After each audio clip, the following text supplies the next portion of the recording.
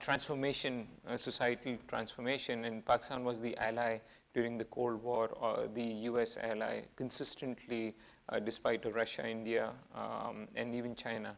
So we really felt very, very badly let down, and this sense hasn't gone yet. And I think, quite frankly, US does a terrible PR job abroad. This is a general comment, and Pakistan is no exception. US has in the past done some really good stuff, but in a very, very wrong context as well. The context has to be not just the deed, but the context has also to be right. And in any society, if you try and do a top-down approach, there will be this sense of resentment and this whole doubt and suspicion, etc. It's a long story, but I just wanted to, just give a sense of that. And before I leave this subject, Suki, you're on the front door of all this going on next door. What's happening inside India as far as this next door? At the moment, post the Mumbai attacks on 26th of November, 26/11, obviously there is great anger and distrust, and particularly against Pakistan, and feeling that Pakistan has not done enough to support India in the investigations and to really help apprehend the perpetrators. There is a feeling that if not directly, certainly covert help came to those attackers who came from there to India, and from what is called the ISI within the Pakistani establishment. Whether it was renegade groups or not, we don't know. So there is that feeling that Pakistan, I think, needed to step up much more in terms of doing it. And then when we've been hearing and reading about what's happening in the Swat Valley, what's happening in Pakistan, at least our perception is that the tribal areas have, in the northwest frontier province, and the tribal areas have always been restive and not fully under the control of the Pakistan government. But certainly the heartland always was. And now these attacks have started coming in Punjab, in Lahore. And so in a way it's frightening us that is this Talibanization happening in Pakistan? Is it real? Are we just reading about it in the press? Or is it much deeper than that? And it's come to Lahore, which is some 20 miles from the Indian border.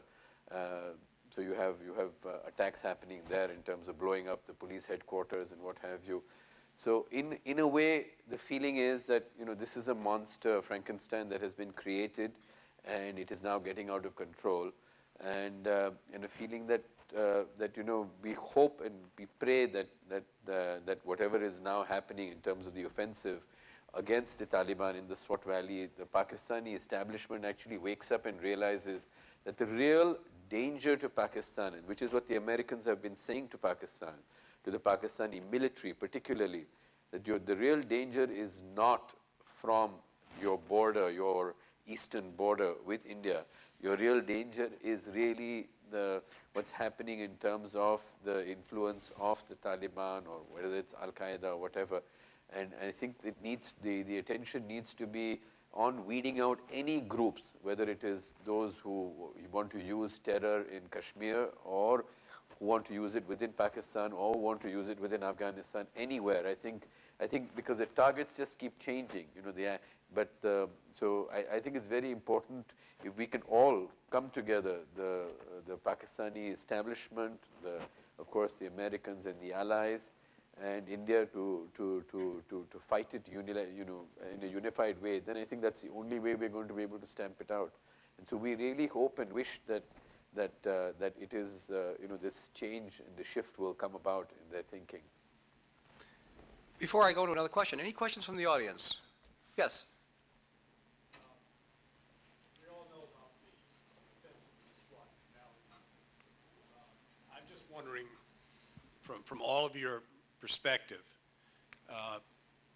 will that offensive at some point in time have to morph into an offensive in the tribal areas? I mean, it just strikes me that I think 5 years ago, nobody in this room very few people in the world knew about the tribal areas.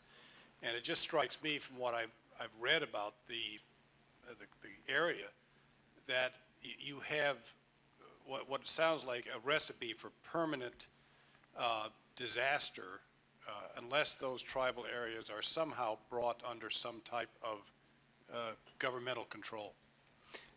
Now, of course, you're talking to all non-governmental people, so, but No, it's Salman, you fine, want to take that one on? Yeah, you know, one of the different hats I wear is, you know, I'm a UN Goodwill Ambassador, and a month ago, 6 weeks ago, I saw, Amin sent me a cell phone video which was sent out by the Taliban. I don't know, many of you might have seen it as well. It's about this 17-year-old girl from the Swat region. There's 100 masked men standing around in a circle, 3 of them holding this girl down, and one of them flogging her, whipping her, and somehow in their warped way, this was Islamic justice. Now, you know, something snapped in my mind because, you know, I grew up in Pakistan. I know the culture from, you know, all the different provinces, and where this came out to be Islamic justice, I needed to go back. So I flew back to Pakistan, and Amin and I went across the country meeting people from all different provinces, college students, military leaders, the head of the ISPR, General Athar Abbas, who's the voice of the Pakistani military, politicians, the leaders of the lawyers movement, the recent lawyers movement, and also network heads.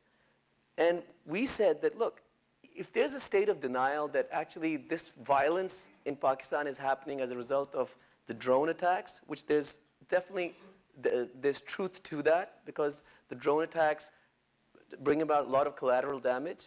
And any tribe loses 100 civilians, men, women, and children, they are easy recruits for the terrorists. So having said all of that, how do you say that this is, you know, these guys are actually, you know, not to be blamed?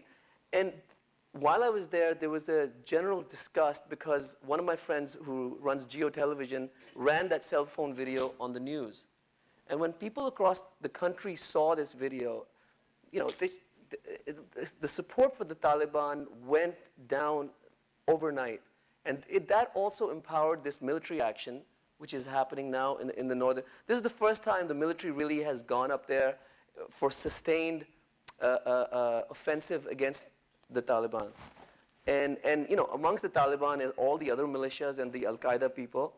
Now, there's a great moment, there's an opportunity here, because 3 million refugees, IDPs, internally displaced people, this is the size of Mississippi and Kansas, have run out of, they fled the fighting and are basically, you know, are at the mercy of people, their relatives, you know, UN agencies. Secretary General Ban Ki-moon says that this is a potential human catastrophe. $543 million are required just to provide basic services to these 3 million people. So for the global community, for India, for the US, here's a moment in time where all these grievances that, you know, historic grievances, you know, dating back to the Afghan-Soviet war, can be addressed if the world community realized that rather than just bombing those people, civil society needs to be bolstered, strengthen people, give these people jobs, food, medicine, and they will never forget you. There's a great book by Greg Mortensen, 3 Cups of Tea, which I urge all of you to read, which shows that one American guy goes up to these northern areas, takes care of children's education, and they embrace them as their own. My own personal biography in my band, my bass